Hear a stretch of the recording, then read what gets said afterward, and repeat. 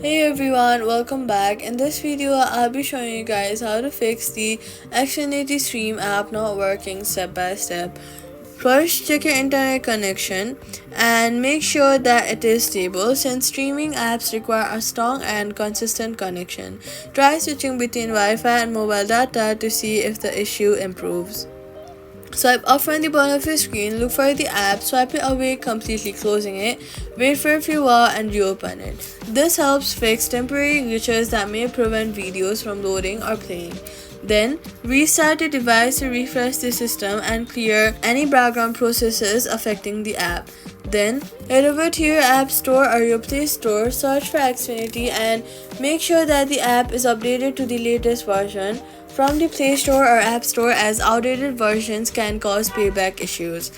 Now, if the problem continues, clear the app's cache on Android or reinstall the app to remove any corrupted data. Also, check if the Xfinity services are down in your area, as server issues can affect streaming.